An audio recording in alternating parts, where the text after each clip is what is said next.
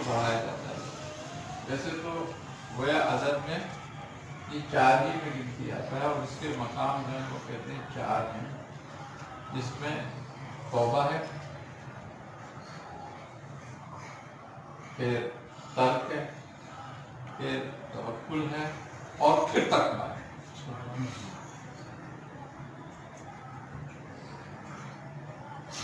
توبہ جو ہے وہ سلوک میں تصرف میں قدم رکھنے کی جا ہے، اور وہ کہتے ہیں کہ اتنے حصے قلب کے ہیں بس کہ تو دل سے توبہ ہو، تائب ہو اور غیر حق کو قلب سے ہی ترک کر دے اور اپنے دل میں پوری طرح سے اس پہ بھروسہ کر دے، توکل کر دے اس میں. اگر تو نے یہ کام 3 پورے کر لیے تو پھر تو نے تقوی میں قدم رکھ دیا. سبحان اللہ. اور تصوف پورا تقوی پہ ہو، اور جب تقوی میں قدم رکھتا ہے تو پھر صفات چاہیے تجھے کہ ہر چیز کو اپنے اندر سے صاف کر دے، اور پھر اس صفا کے ساتھ تجھے صدق چاہیے کہ تو سچائی کے ساتھ اپنا کام کرے.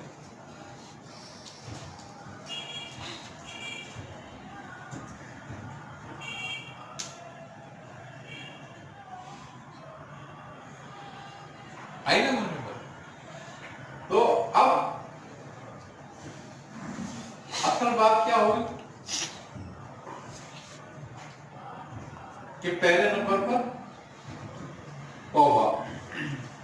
اب توبہ تو نصوح کے بارے میں یہی ہے کہ وہ قلب کی توبہ ہے، کہ قلب سے توبہ کی جائے. حضرت خواجہ معین الدین چشتی رحمۃ اللہ تعالیٰ علیہ فرماتے ہیں کہ قلب سے توبہ جب مانی جاتی ہے تصوف میں کہ جس گناہ پر تم نے توبہ کی ہو وہ تجھ سے تیری زندگی میں 40 سال تک صادر نہ ہو.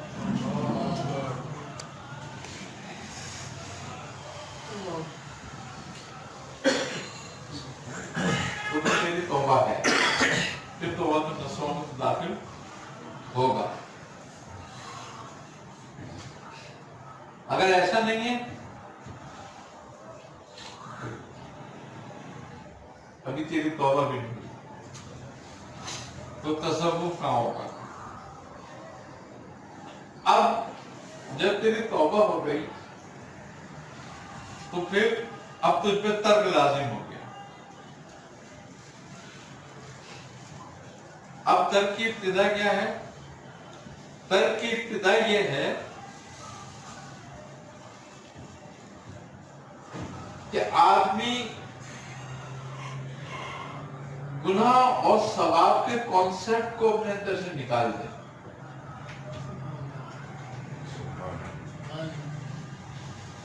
کہ کوئی کام ثواب اور گناہ کے لیے نہیں ہے، بلکہ جو کام حق کے ساتھ ہے بس وہ نیکی ہے، جو غیر کے ساتھ ہے وہ گناہ ہے.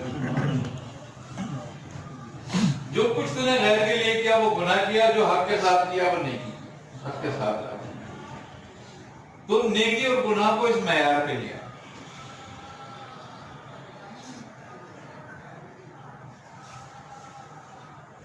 اگر اس معیار پہ آتا ہے تو پھر تو نے ترک کیا، یعنی کہ پھر تجھ سے گناہ سرزد نہیں ہوگا، اس لیے کہ تو نے ترک کر دیا ہے غیر کو اور حق کے ساتھ ہو گیا. اب بجوز حق کے تیرے ساتھ کچھ نہیں، تیری توجہ تیری نظر کچھ نہ ہے. خلق سے بھی تیری اخلاق، خدمت، محبت خالق کے لیے، اس کی رضا کے لیے، اس سے زیادہ کچھ نہیں. دوسری بات توکل. توکل کی ابتدا یہ ہے کہ تو خلق سے امید چھوڑ دے، اپنی امیدیں خلق سے ختم کر کے اور خالق سے جوڑ۔ اب اگر تیرے کسی احسان کا بدلہ خلق برائی سے دیتی ہے تو اس پہ بھی شکر کر اور اس میں ناراض نہ ہو۔ کیوں کہ تو نے جو احسان کیا تھا وہ خالق کے لیے نہیں کیا تھا، خالق کے لیے کیا تھا، اور جب خالق کے لیے کیا تھا اجر بھی اسی کی طرف سے۔ تو جب ہم یہ تین کام کر لیتے ہیں نا کہ ایک توبہ کریں ایسی کہ پھر وہ گناہ سرزد نہ ہو، دوسرے ترک کریں ایسا کہ بجز اس کے کسی کی جگہ نہ ہو، اور توکل کریں ایسا کہ اس کے دروازے کے سوا کوئی دروازہ نہ ہو۔ تو گویا پھر ہم نے تقوی میں قدم رکھ دیا۔ اللہ اور جب ہم تقوی میں قدم رکھیں سب کچھ کرنے کے بعد تو پھر صفا کی ضرورت ہے، صفائی کی ضرورت ہے۔ پھر صفائی ایسی ہو کہ بجز اس کے بعد پھر کچھ نہ رہ پائے۔ تو جب تک ہم افعال سے، صفات اور صفات سے آگے نہیں بڑھتے تو پھر ذات تک نہیں پہنچتے۔ لیکن پہلے افعال سے نکلنا ہو، فعل پر معترض نہ ہونا، فعل سے نکلنے کی اول بات ہے۔ اب یہ آرام سے سمجھ میں نہیں آتی بات کہ فعل سے معترض ہونا۔ اہل تصوف کے نزدیک فعل پہ معترض ہونا گناہ ہے۔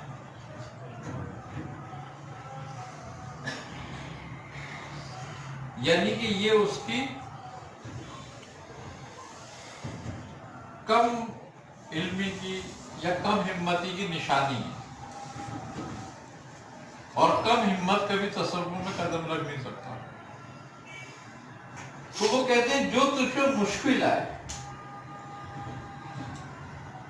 جو تجھ پہ پریشانی آئے، جو تجھ پہ آفت آئے، جو تجھ پہ بیماری آئے، تو اسی کی طرف سے جانا،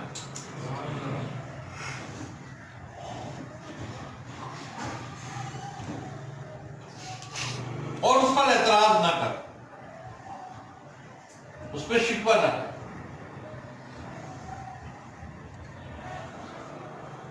تو یہ ہوا فعل پہ اعتراض نہ کر، کیونکہ شکوہ ہی فعل پر اعتراض ہے۔ اور جب آدمی اعتراض سے نکل جاتا ہے تو حسد، بغض، کینہ سے نکل جاتا ہے، کیونکہ آدمی میں بغض، حسد، کینہ پیدا ہی اس لیے ہوتا ہے کہ سامنے والے کے پاس کیا ہے اور میرے پاس کیوں نہیں۔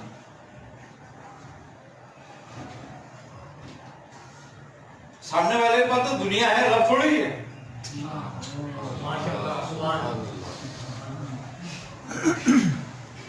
تو تو جب اس چیز پر شکوہ کر رہا ہے جس کی اوقات رب کی نظر میں تیرے مچھر کے پر کے برابر بھی نہیں ہے، تو پھر تو کہاں سے اس کا محبت کرنے والا ہو گیا؟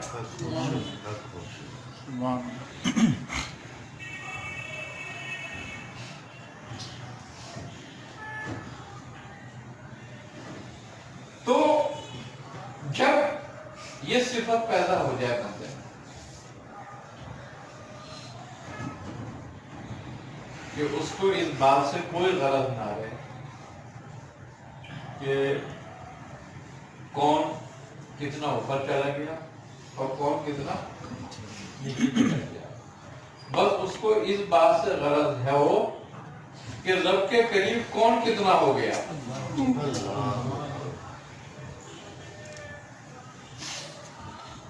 تو تیری حرص اس بات پر ہو کہ تو اہل قلب سے اہل اللہ سے حرص کر،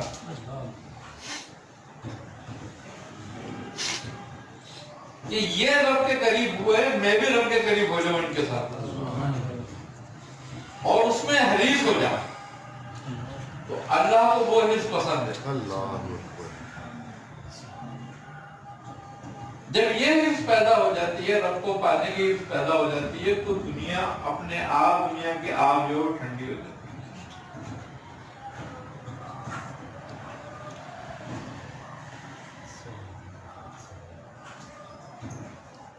سب سے پہلی بات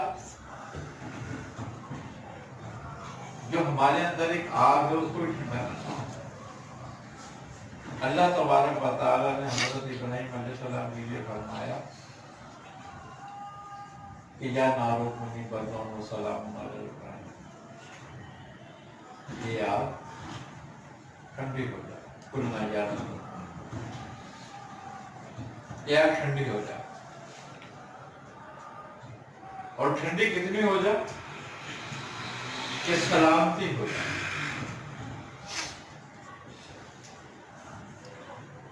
ابراہیم کی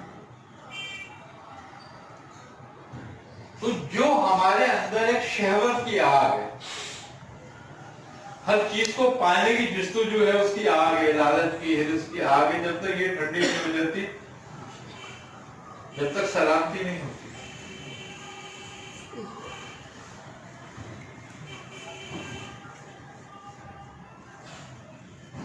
کیوں کہ شہوت ایک قسم کی نہیں ہوتی.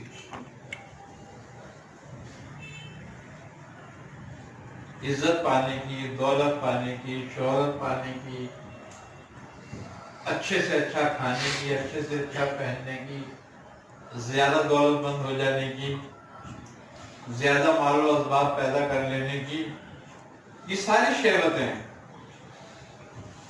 اور ہر شہوت میں ایک آگ ہوتی ہے جو اس کو بھڑکا کے رکھتی ہے. جب تک یہ ٹھنڈی نہیں ہوتی، بندے کے لیے سلامتی نہیں ہوتی. جن کو ٹھنڈا کر کے ہی سلامتی ہو سکتی ہے.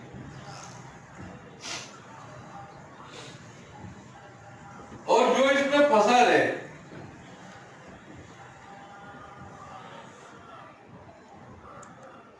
اور وہ سلامتی بھی ڈھونڈتا ہے، تو یہ قانون کے خلاف ہے. قدرت اپنے قانون کے خلاف کچھ نہیں کرتی. ہم اصل میں سب سے بڑی بات یہ ہے کہ ہم تھوڑا بہت ذکر کر کے، تھوڑا بہت ذکر اذکار سمجھ کے، ہم سمجھتے ہیں کہ ہم سلوک میں آ گئے، ہم نے تصوف میں قدم کر دیا. تصوف ذکر اور اذکار کا نام نہیں ہے.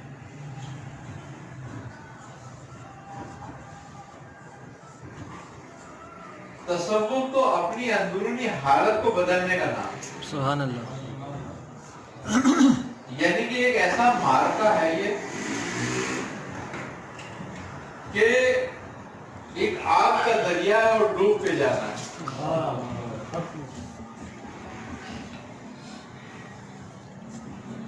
تمہیں دنیا سے نکلنے کا بھی حکم نہیں ہے.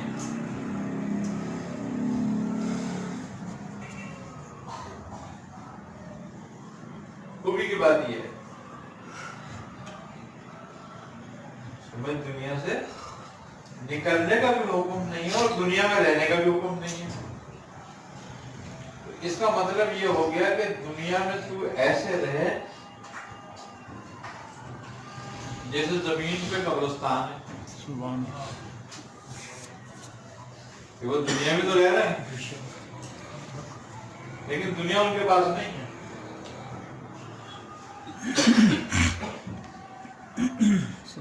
تو گویا جو اپنے نفس کو، اپنی خواہشات کو مردہ کر لیتے ہیں، مار دیتے ہیں مر جانے سے پہلے.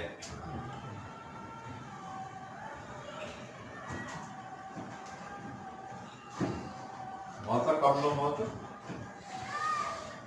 اس کی مثال یہی ہے. کہ جو احادیث میں ہے کہ مر جاؤ مرنے سے پہلے. اس کا مقصد یہ ہے کہ تم ایسے اپنی خواہشات کو کر لو، اپنے نفس کی شہوت کو ایسے کر لو، اپنی دنیا کی محبت کو ایسے کر لو کہ گویا جیسے ایک مردہ ہو. وہ ہوتا دنیا میں ہی ہے لیکن اس میں دنیا نہیں ہوتی، اور دنیا کے مطلب کا نہیں ہوتا، اور دنیا اس کے مطلب کی نہیں ہوتی مگر دنیا میں ہوتا ہے.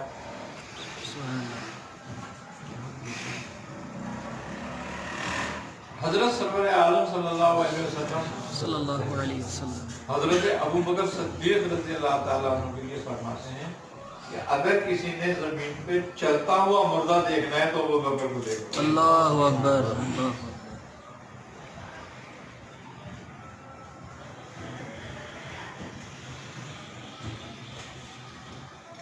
تو انسان جب تک مرتا نہیں ہے رب کو پاتا نہیں. مردے کو رب کے سامنے پیش کیا جاتا ہے نا، اور وہ اس میں کیا تبدیلی آئی ہوتی ہے؟ بھائی اتنی تبدیلی آئی ہوتی ہے نا، اس نے اپنا جسم چھوڑا ہوتا ہے بس، اور تو کچھ بھی تبدیلی نہیں آتی اس میں. تو وہ جسم جو ہے وہ خواہش رکھتا تھا، وہ دنیا کی چاہت رکھتا تھا، وہ دنیا میں آرائش اور آسائش کی چاہت رکھتا تھا. آج وہ مٹی پر ہے اور اس پہ مٹی ہے، تو وہ رب کی بارگاہ میں پہنچ گیا. تو اگر تو اپنی زندگی میں اپنے خواہشوں کو مٹی ڈال دے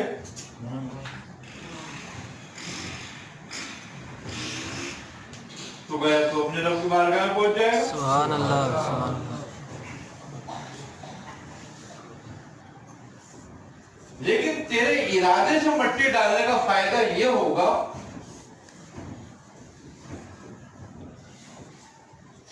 کہ تو اس کو یہیں دیکھ لے گا. واہ واہ سبحان اللہ. وہ یہیں پا لے گا. اور پھر بات یہی ہے کہ جس نے یہاں نہیں دیکھا وہ وہاں بھی نہیں دیکھے گا. کسی نے کہا ہے نا کہ تجھے کو جو یہاں جلوہ فرما نہ دیکھا برابر ہے دنیا کو دیکھا نہ دیکھا، یعنی کہ اندھا ہی رہا تو انہیں پھر کچھ نہیں دیکھا. اور وہ چربی ہماری خواہشوں کی ہے، ہماری شہوت کی ہے، ہماری دنیا پانے کی محبت کی ہے.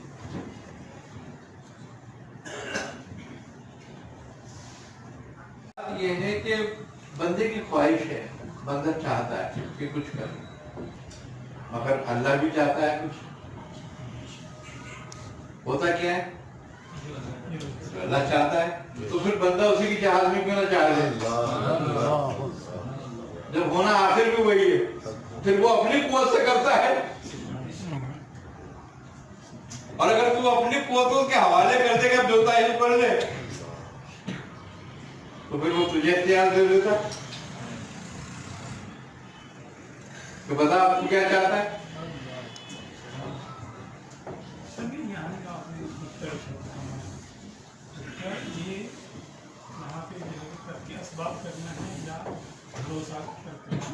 دیکھو توکل حاصل کرنا، اور توکل کی اصل کیا ہے؟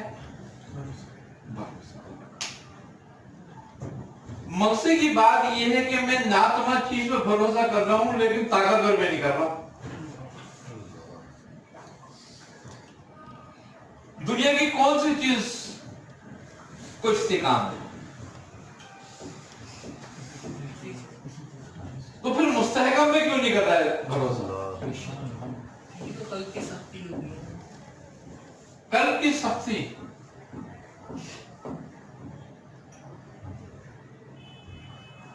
اب کون سا قلب؟ کہ جس کو وہ کہتا ہے کہ ختم اللہ والا قلوبی، کہ ہم نے تو اپنی مہر لگا دی ہے، ان کی سختی نہیں ٹوٹنے والی۔ دنیا کو پر رونق اور اتنا رنگین بنانے کا مقصد ہی یہ تھا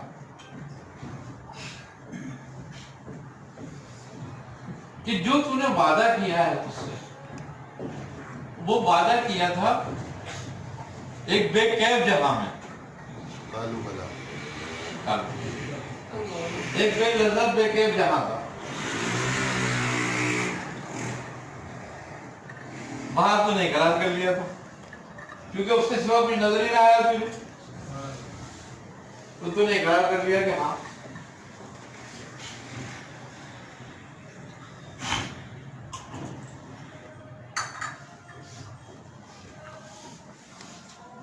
لیکن اس نے تجھے اس جہاں میں بھیج کر یہ دیکھا کہ اب یہ اقرار کرتا ہے، اگر مجھ سے ہی محبت ہے تو پھر یہ سب اس کے لیے بیکار ہے، اور اگر مجھ سے محبت نہیں تھی، نے اقرار کیا ہے، تو پھر یہ سب پھنس جائے گا اس میں، اس کی کلی کھل جائے گی، جبکہ وہ تو جانتا ہے، لیکن ہم پہ حجت تمام کرنا چاہتا تھا، کیونکہ وہ اپنے وعدے کے خلاف نہیں کرتا۔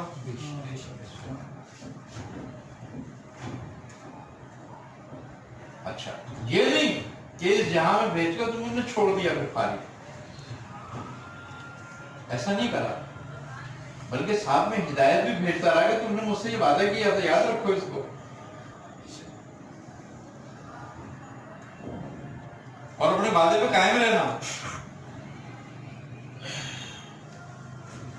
کہ یہ جو کچھ ہے یہ عارضی ہے، یہ بھی بتا دیا کہ تمہیں پھر لوٹ کر آنا ہے۔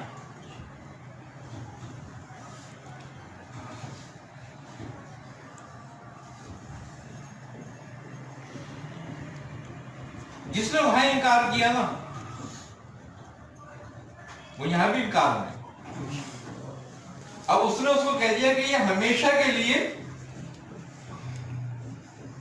جہنم میں رہیں گے۔ کیوں؟ کہ ان کی بناوٹ اور ان کی ساخت ہی ایسی ہے کہ یہ وہیں رہیں گے بس،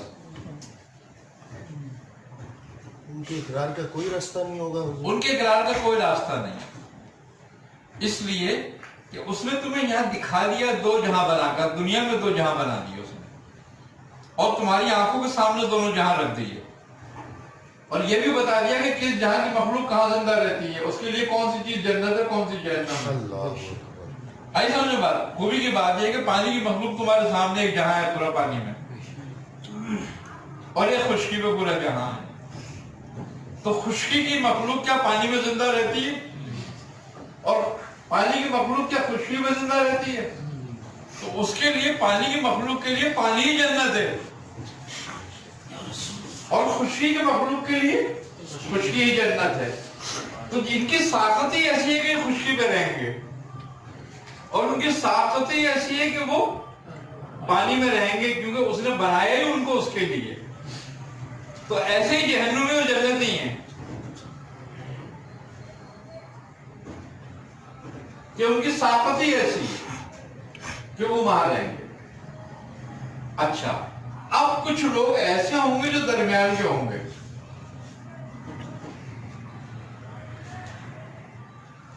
وہ کیسے ہوں گے؟ وہ اللہ پہ ایمان تو رکھتے ہیں، اللہ کو مانتے تو ہیں، مگر اللہ کی نہیں مانتے، یقین رکھتے ہیں کہ خدا ہے، اس کے رسول پر ایمان لائے ہیں، احکام کی پابندی نہیں کرتے ہیں، اگر کچھ تھوڑا بہت لان تان کیا جائے تو وقتی طور پہ جو لوگ کر لیتے ہیں، پھر اس کے بعد داخل ہو جاتے ہیں، تو ان پر کیا ہوتا ہے کہ ان پہ وہ میل چڑھ جاتا ہے گناہوں کا،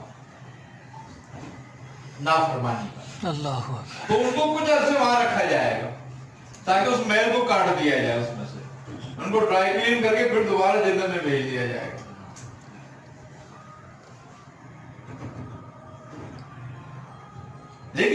ताकत ही वहां की है, इसीलिए उनके लिए कह दिया कि ये हमेशा के लिए नहीं रहेंगे। उनके लिए कोई गुंजाइश कहीं भी नहीं है। क्यों? कि जैसे पानी की मछली वो पानी में ही रहती है, खुश्की में रह नहीं सकती। खुश्की में रखने के लिए तुम्हें पानी की जरूरत होती है। तो बात क्या है कि यहां पर ही समझ लो हर बात, यही उससे पहचान पैदा करता है। मगर तीन बातों की बगैर उसकी पहचान कभी नहीं हो सकती। एक ये कि पहले तुम उसकी अथॉरिटी को कबूल करो और तौबा करो और उससे डरते रहो।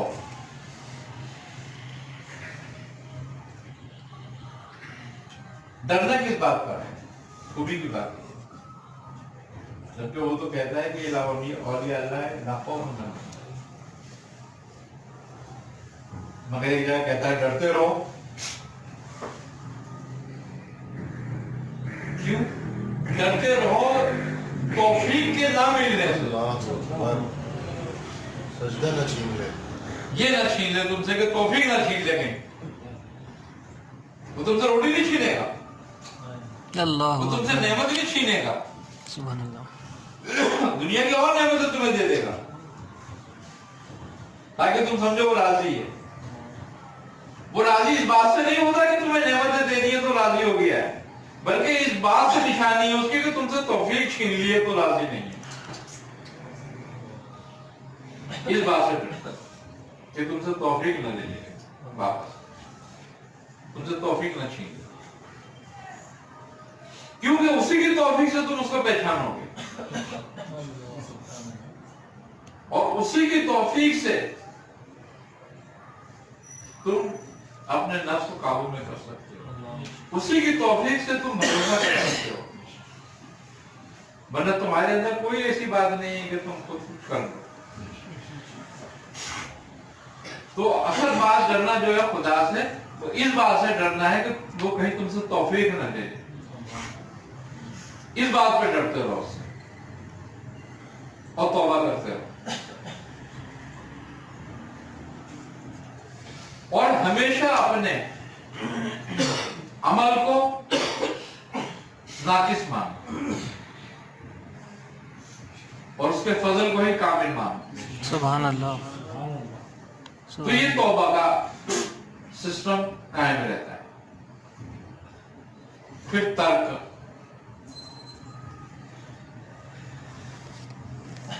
अगरचे हक के सिवा सब तर्क हो जाए तो इसका मतलब यह है कि वो तुम्हें चाहने लगा है, क्योंकि जब वो किसी को चाहता है ना तो दुनिया की मोहब्बत उसके दिल से निकल जाती है। ये उसकी चाहत की एक निशानी है कि जब वो बंदे को अपने करीब करना चाहता है तो उसके दिल से दुनिया की मोहब्बत निकाल देता है, उसकी ख्वाहिशें निकाल देता है उसके दिल से। तो जब इसका मतलब यह है कि गैर वजूद उसके गैर तुम्हारे दिल में ना रहे और निकलने लगे तो अब वो तुम्हें चाहने लगा है। तो इसका मतलब यह है कि जब उसकी तरफ से टिकट आ गया है, तुम्हें बढ़ावा दे दिए, दावत दे दी है, तो अब तुम सरधड़ की बातें लगा दो, अब तुम उसी के हो गए रह जाओ। अब उसके लिए तर्क को कायम रखने के लिए औलिया अल्लाह ने जो है फिर उसके जिक्र का सामना,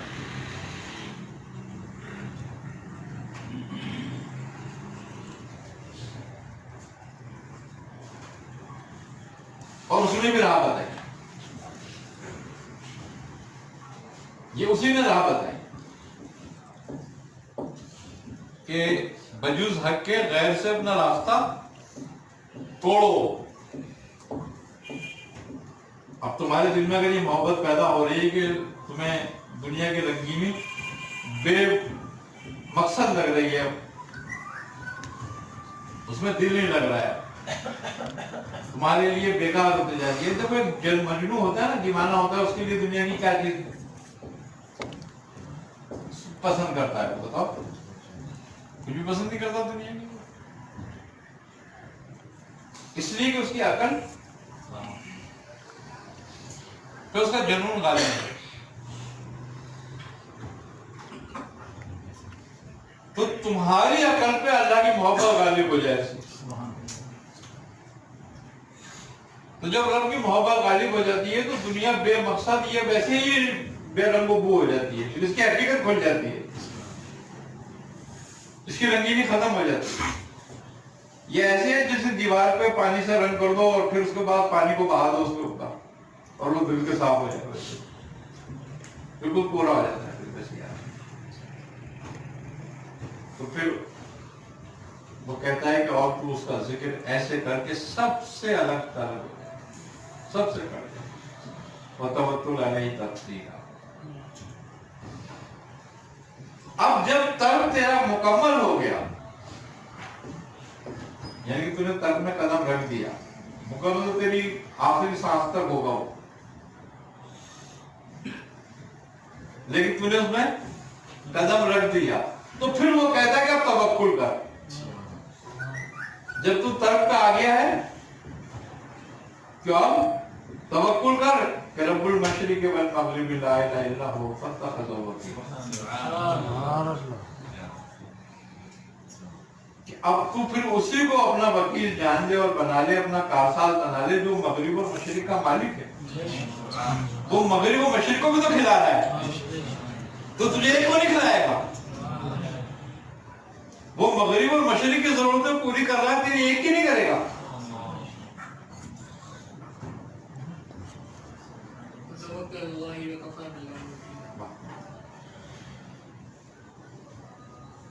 کہ تو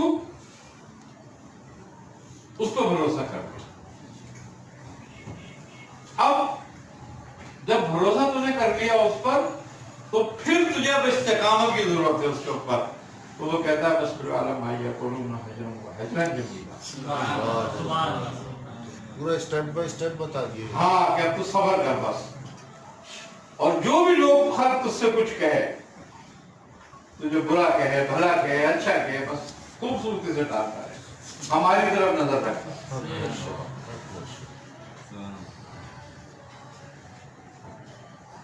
اب جب ہم اس کے قانون کو ہی نہیں تسلیم کرتے جو اس نے ہمیں اسٹیپ بائی اسٹیپ ایک ترتیب بتائی یہ دے دی ہے، جب ہم اسی پہ نہیں آتے تو ہم سلوک میں کیسے آ گئے؟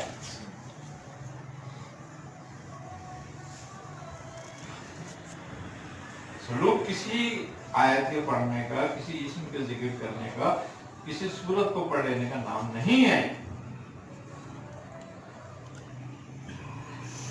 بس یہ تو اس وقت ہوتا ہے کہ جب